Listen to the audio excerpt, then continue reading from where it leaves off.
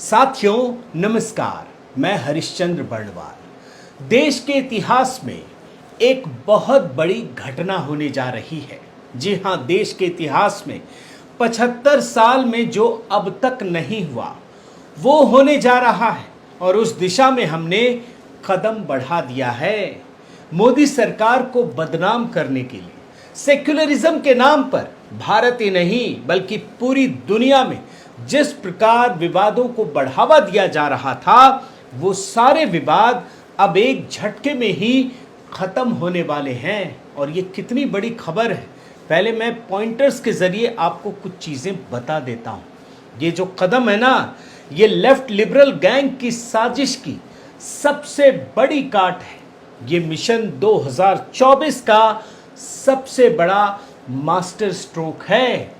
ये भारतीय जनता पार्टी का आखिरी सबसे बड़ा वादा है। ये मिशन 5 अगस्त का तीसरा सबसे बड़ा तोहफा है। ये मोदी सरकार का सुप्रीम कोर्ट को रिटर्न गिफ्ट है, जो वो पिछले कई दशकों से कई सरकारों से कहता आ रहा है। जी हाँ, सुप्रीम कोर्ट को मोदी सरकार का ये रिटर्न गिफ्ट है और ये कोई और नहीं बल्कि मोदी सरकार ही करने जा रही है। अब मैं आपको सीधे खबर पर लेकर आता हूं कि ये कितनी बड़ी खबर है। आप खबर देख लीजिए। ये कल देर रात की खबर है और ये पीआईबी की खबर दिखा रहा हूं। जो सूचना है ये पीआईबी की है। लॉ कमीशन ने यूनिफॉर्म सिविल कोड पर कंसल्टेशन की प्रक्रिया शुरू कर दी है और इसके लिए सार्वजनिक रूप से लोगों से और धार्मिक संगठनों से राय मांगी गई है। अब आपको लगेगा कि ये तो कई सारी चीजें, कई खबरें आपको देखने को मिली, ये क्यों इतनी बड़ी खबर है वो मैं आपको बताता हूं। कर्नाटक हाईकोर्ट के पूर्व चीफ जस्टिस ऋतुराज अवस्थी की अध्यक्षता में जो 22वां लॉ कमीशन है, उसने इच्छुक लोगों से 30 दिनों में अपने विचार वेबसाइट या ईमेल पर देने के लिए कहा है। 30 दिन, इसको पकड़ कर रखिए। इसको नीचे मैं डिकोड करूंगा, कितनी बड़ी खबर है ये। इसमें आगे ये कहा गया है कि जो लोग रुचि रखते हैं, इच्छुक हैं, वो अपनी राय दे सकते हैं और इसके लिए सिर्फ 30 दिन का समय है। 30 दिन भी कम नहीं होता, बहुत अधिक समय है। और खास बात यह है दोस्तों कि ये जो प्रक्रिया शुरू की गई है ना, वो क्यों शुरू की गई है? क्योंकि कानून एवं न्याय मंत्रालय ने एक पत्र भेजा जिसके बाद ये सक्रियता बढ़ी है और फिर यूनिफॉर्म सिविल कोड से जुड़ा हुआ जो विषय है उस पर विचार विमर्श किया गया। अब इससे पहले 21वें लॉ कमीशन ने भी इस पर विचार किया था। ये भी मैं आपको बता दूं क्योंकि हो सकता है कई लोगों के मन में हो ये तो पहले भी हुआ है। तो 21वें लॉ कमीशन ने इस पर अध्ययन किया और उसने जो अपनी रिपोर्ट दी उसमें यह कहा गया कि इस पर और चर्चा की जरूरत है। लेकिन अब जो विधि आयोग है उसने जो बयान जारी किया है उसमें कहा है, मैं हिंदी में आपको बता दे रहा हूं, उक्त परामर्श पत्र को जारी करने की तिथि से 3 वर्षों से अधिक समय बीत जाने के बाद विषय की प्रासंगिकता एवं महत्व और इस पर विभिन्न अदालती आदेश को ध्यान में रखते हुए 22वें विधि आयोग ने मुद्दे पर नए सिरे से चर्चा करने का फैसला किया है। और एक बात और आपको बताना जरूरी है दोस्तों कि 22वें विधि आयोग को हाल ही में 3 साल का कार्य विस्तार दिया गया है, एक्सटेंशन दिया गया है। अब मैं आपको कुछ बातें ये भी बताना जरूरी है कि यूनिफॉर्म सिविल कोड आखिर है क्या, ये भी आप समझ लीजिए। यूनिफॉर्म सिविल कोड का मतलब है सभी नागरिकों के लिए विवाह, तलाक, गोद लेने, विरासत और उत्तराधिकार जैसे व्यक्तिगत मामलों को नियंत्रित करने के लिए एक समान कानून होना, वो चाहे किसी भी धर्म का हो। इसमें धर्म का कोई लेना देना नहीं होता, सबके लिए एक समान कानून। अब ये समझना जरूरी है दोस्तों कि ये खबर इतनी महत्वपूर्ण क्यों है, क्योंकि ये भारतीय जनता पार्टी का सबसे आखिरी और बड़ा चुनावी मुद्दा है जो पूरा होना बचा है। एक मुद्दा राम मंदिर हो गया, आर्टिकल 370 को खत्म करना वो भी हो गया और यही बचा हुआ है यूनिफॉर्म सिविल कोड। लेकिन ये भी जान लीजिए ये जो कांग्रेस का डबल स्टैंडर्ड है ना, उसकी ये काट भी है।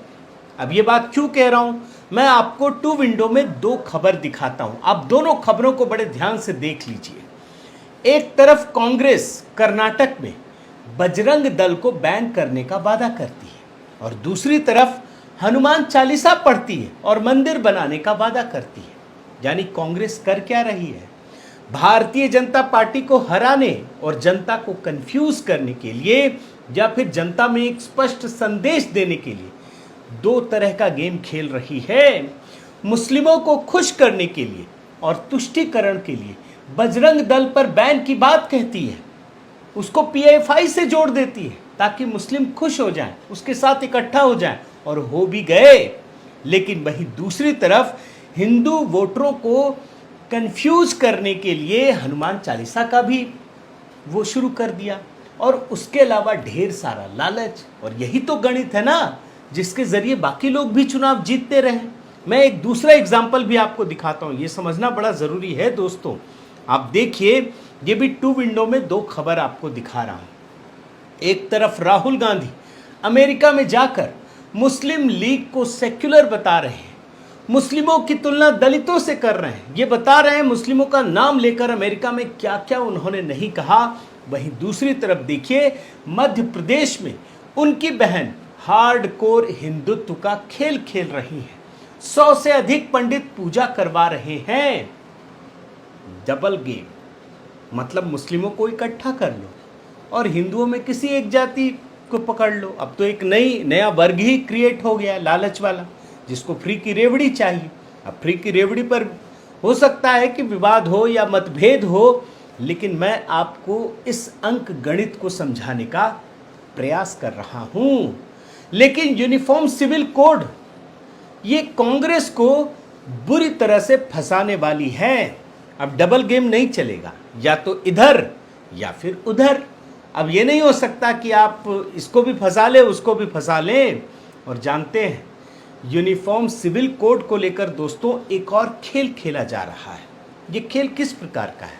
ये खेल उसी प्रकार का है जैसा आर्टिकल 370 को लेकर किया गया था। आप याद कीजिए, जब आर्टिकल 370 को हटाने की बात आती थी तो लोग क्या कहते थे कि यहां खून की नदियां बह जाएंगी, लोग नहीं बचेंगे, संविधान नहीं बचेगा, तिरंगा को कांधा देने वाला कोई नहीं बचेगा। आपको एक बयान सिर्फ एग्जाम्पल के तौर पर दिखा रहा हूं, आप देख लीजिए। मैं ये बताने में मुझे कोई गुरेज नहीं है, उस झंडे को कांधा देने वाला कोई नहीं हो। वैसा बयान तो आपको नहीं मिलेगा, खास करके यूनिफॉर्म सिविल कोड को लेकर। लेकिन मैं आपको एग्जाम्पल के तौर पर ओवैसी का बयान सुनाता हूं। नए नए तर्क गूंथे जा रहे हैं, क्या क्या कहा जा रहा है, मैं आपको 2-3 तर्क सुनाता हूं।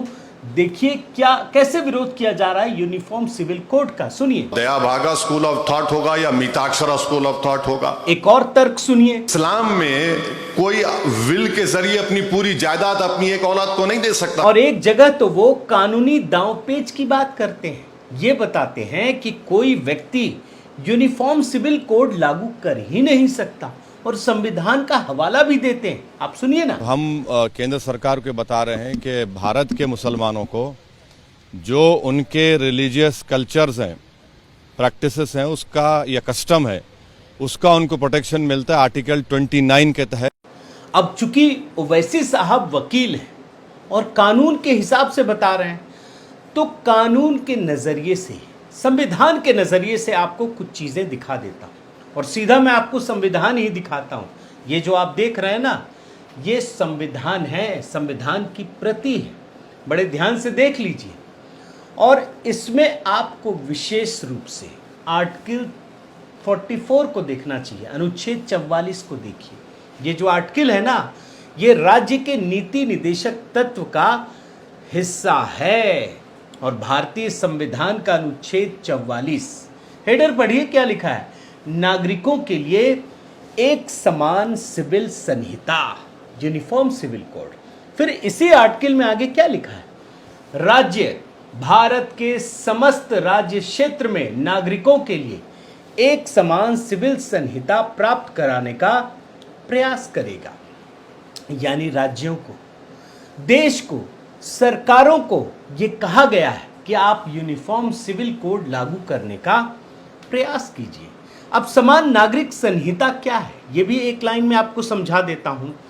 यूनिफॉर्म सिविल कोड यानी समान नागरिक संहिता का अर्थ होता है भारत में रहने वाले हर नागरिक के लिए एक समान कानून होना, चाहे वो किसी भी धर्म या जाति का हो। इसमें शादी, तलाक, जमीन जायदाद के बंटवारे में सभी धर्मों के लिए एक ही कानून लागू होगा। इसमें धर्म का कोई लेना देना नहीं है दोस्तों।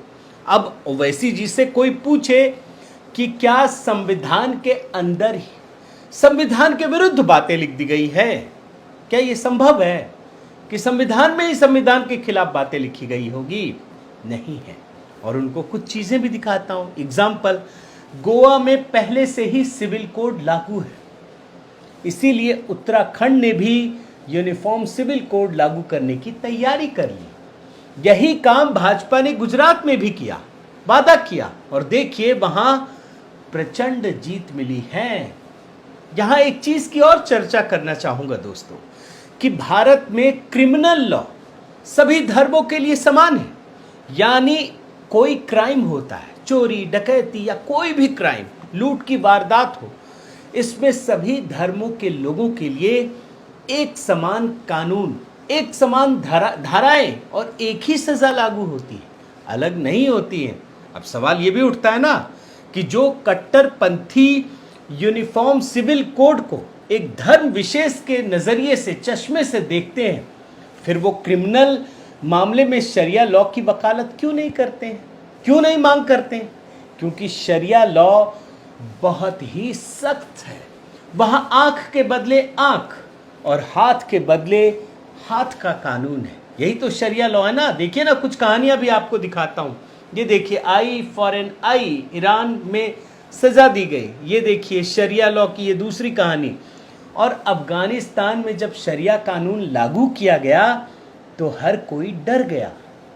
वहां पे भी लागू है, ये भी देख लीजिए, और ये क्राइम पर लागू होता है। अब मैं ओवैसी साहब और उन लोगों के लिए कुछ और जानकारी रखना चाहता हूं। देखिए दोस्तों, ये खबर जो है ना कल देर शाम की है, लेकिन एक एक रिसर्च आपके लिए लेकर आया हूं। अब मैं आपको सुप्रीम कोर्ट के नजरिए से, जो मैंने कहा ना कि सुप्रीम कोर्ट को भी रिटर्न गिफ्ट है, क्यों कह रहा था, अब मैं वो बात आपको दिखा रहा हूं। 1985 में शाहबानो केस में सुप्रीम कोर्ट ने इस जरूरत पर बल दिया था, और सुप्रीम कोर्ट ने कहा था कि कॉमन सिविल कोड को राष्ट्रीय एकता के संदर्भ में लागू किया जाना जरूरी है। कुछ ही हफ्ते के बाद एक केस आया, जॉर्डन वर्सेस एसएस चोपड़ा, 1985 की बात बता रहा हूं। सुप्रीम कोर्ट ने फिर से यूनिफॉर्म सिविल कोड की जरूरत को बताया, और कोर्ट ने इस मामले में क्या कहा था मैं पढ़कर कुछ पंक्तियां आपको बताता हूं। Time has come now for the intervention of the legislature to provide for a uniform code of marriage and divorce as envisaged by article 44। ये सुप्रीम कोर्ट कह रहा है कि इसकी जरूरत आ पड़ी है, अब बनाइए। नहीं बनाया गया। और जानते हैं, इसके ठीक एक दशक के बाद एक केस में सुप्रीम कोर्ट ने फिर से इसी मुद्दे को उठाया, और केस था Sarla Mudgal, president Kalyani and others versus union of India and others, 1995। इस केस में क्या हुआ था, कुछ चीजें समझना जरूरी है दोस्तों। कुछ बारीकियों को जानना इसलिए जरूरी है क्योंकि हो सकता है कोई भी आपको कुछ भी कह के चला जाए, लेकिन आपको सुप्रीम कोर्ट के हवाले से चीजें पता होनी चाहिए, इसलिए ये बात बता रहा हूं। ये जो 1995 का केस है, इस केस में ये हुआ था कि एक हिंदू व्यक्ति अपनी पत्नी को छोड़ने के लिए, वो भी बिना कानूनी प्रक्रिया के, उसने मुस्लिम धर्म अपना लिया सिर्फ इसलिए कि उसे अपनी पत्नी को छोड़ना था, और दूसरी शादी कर ली। इस केस में सुप्रीम कोर्ट ने साफ तौर पर यूनिफॉर्म सिविल कोड की जरूरत पर बल दिया था। एक बार फिर 2003 में सुप्रीम कोर्ट ने यूनिफॉर्म सिविल कोड की जरूरत पर जोर दिया। इस बार ये केस था जॉन समथिंग लिखा and another versus union of India. अब देखिए, ये नाम तो बड़े कठिन है दोस्तों। इसमें क्या कहा था, मैं कुछ हिस्सा पढ़कर सुनाता हूं। It is a matter of regret that Article 44 of the Constitution has not been given effect to Parliament is still to step in for framing a common civil code in the country. A common civil code will help the cause of national integration by removing the contradictions based on ideologies. अब आप सोचिए, ये supreme court के judgement का हिस्सा है दोस्तों। इसके बाद फिर सुप्रीम कोर्ट ने 2015 में ABC versus the state NCT of Delhi 2015 case में यूनिफॉर्म सिविल कोड की जरूरत की बात कही। इस बार ये मामला एक क्रिश्चियन बच्चे की गार्जियनशिप का था। फिर आगे बढ़िए, 2019 में सुप्रीम कोर्ट ने एक बार फिर ये मुद्दा उठाया, और सिर्फ मुद्दा ही नहीं उठाया बल्कि सरकार के कामकाज पर निराशा भी जाहिर की। ये केस था जोस पॉलो वर्सेस मारिया लुइजा। अब तो नाम आप अपने हिसाब से देख लीजिए दोस्तों। इस मामले में जस्टिस अनिरुद्ध बोस ने जो कहा उस पर ध्यान दिया जाना चाहिए। उन्होंने क्या कहा, मैं पढ़कर सुनाता हूं। Whereas the founders of the Constitution in Article 44 in Part 4 dealing with the directive principles of state policy had hoped and expected that the states shall endeavor to secure for the citizens a uniform civil code throughout the territories of India till date. आगे बढ़िए, till date no action has been taken in this regard. तो ये तो supreme court की कहानी है, यानी Modi ji supreme court को एक रिटर्न गिफ्ट भी देने वाले हैं। अब एक सबसे महत्वपूर्ण चीज दोस्तों, अच्छा लगेगा सुन करके, नई संसद अपने पहले सत्र के लिए पूरी तरह से तैयार है। तो जाहिर है दोस्तों, बोहनी भी तो थोड़ा ऐतिहासिक होना चाहिए ना। इसके लिए यूनिफॉर्म सिविल कोड से बेहतर और क्या हो सकता है। इसके अलावा एक और चीज याद रखिए, 5 अगस्त का दिन भारत में स्वर्णाक्षरों में अंकित हो चुका है। एक बार के लिए नहीं, दो वजहों से। 5 अगस्त 2019 को आर्टिकल 370 को हटाया गया। 5 अगस्त 2020 को राम मंदिर का भूमि पूजन किया गया। ऐसे में 5 अगस्त से बेहतर यूनिफॉर्म सिविल कोड के लिए और क्या हो सकता है। अब देखिए ना, मीडिया, मैं तो देख रहा था मीडिया 2019-2020 के बाद 2021 में ही तैयारी कर रही थी कि मोदी जी इस बार यूनिफॉर्म सिविल कोड ही लेकर आ जाएंगे। लेकिन मोदी जी तो जानते हैं ना, अब गच्चा दे देते हैं। और ये तो दूसरे कार्यकाल का आखिरी 5 अगस्त है, यानी मानकर चलिए 5 अगस्त को धमाल होने वाला है। और मैं क्यों कह रहा हूं, क्योंकि याद रखिए लॉ कमीशन ने 30 दिन का समय दिया है, यानी अगर 14 जुलाई को 30 दिन पूरे हो जाते हैं तो 5 अगस्त के लिए इसके बाद भी लॉ कमीशन या भारत सरकार के पास 21-22 दिन बल्कि बचते हैं। और संसद का मॉनसून सत्र जुलाई से अगस्त सितंबर तक चलता है, यानी नई संसद भवन के पहले सत्र में 5 अगस्त का इंतजार कीजिए। देश एक नया इतिहास रचने को तैयार है। तो कुल मिलाकर दोस्तों, आप वर्तमान हालात को देखिए। लोकतंत्र की दुहाई दी जा रही है, संविधान की दुहाई दी जा रही है। कांग्रेस समेत तमाम लेफ्ट लिबरल पार्टियां मोदी सरकार को इसलिए कोसती हैं कि संविधान खतरे में है। लेकिन सच्चाई ये है कि संविधान तब खतरे में था जब ये पार्टियां राज कर रही थी, क्योंकि संविधान की भावना के अनुरूप किसी ने काम नहीं किया। तुष्टीकरण के लिए, मुस्लिम वोटरों को लुभाने के लिए कभी आर्टिकल 44 को लागू करने की किसी ने हिम्मत नहीं दिखाई। लेकिन याद रखिए, मोदी सरकार सही नियत के साथ, दृढ़ इच्छा शक्ति के साथ अब इस और कदम बढ़ा चुकी है। और यकीन मानिए, अब यूनिफॉर्म सिविल कोड भी भारत के इतिहास में एक सुनहरा अक्षर लिखने को तैयार है। बहुत बहुत धन्यवाद। आपसे निवेदन है साथियों कि आप मेरे इस चैनल को ज़रूर सब्सक्राइब कीजिए, लाइक कीजिए, शेयर कीजिए, कमेंट कीजिए और इस बेल आइकन को प्रेस करना मत भूलिएगा। नमस्कार।